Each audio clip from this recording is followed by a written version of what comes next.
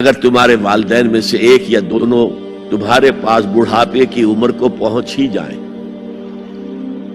انہیں کبھی اف تک نہ کہنا، دل نہ توڑنا ان کا، چھاتی چوڑی کر کے بات نہ کرنا، ان سے کندھے جھکا کر بات کرنا، ادب سے گفتگو کرنا۔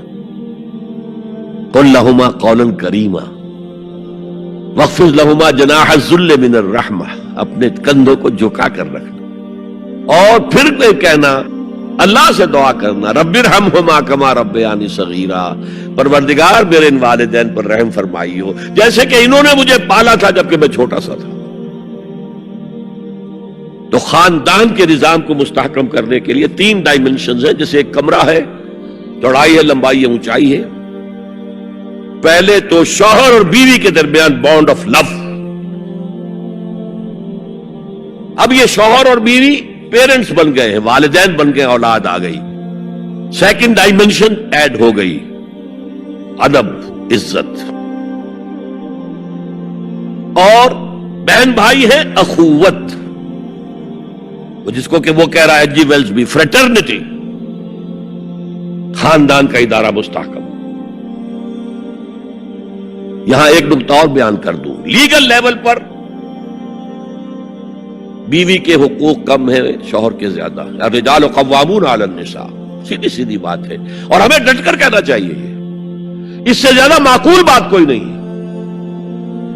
کسی ادارے کے 2 سربراہ برابر کے اختیارات والے نہیں ہو سکتے،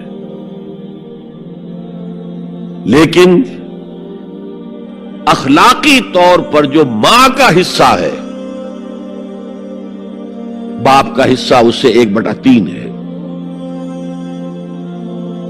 قرآن مجید میں آیا ہے نا، حملتہ امہ وہنا علی وہن وفصالہ فی عامین ان اشکر لی ولوالدیک، اسے اٹھائے رکھا اس کی ماں نے، لہذا اس کا حق 3 گنا زیادہ ہے باپ سے۔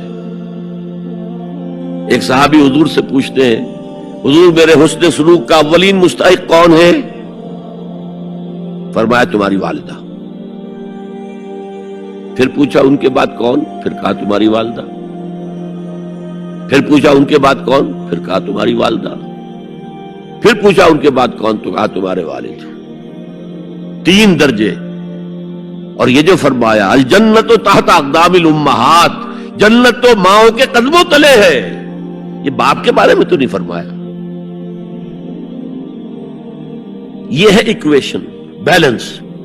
اسلام قسط کی بات کرتا ہے، انصاف کی بات نہیں کرتا۔ انصاف تو یہ کہ آدھی روٹی ادھر دے دو، آدھی ادھر دے دو،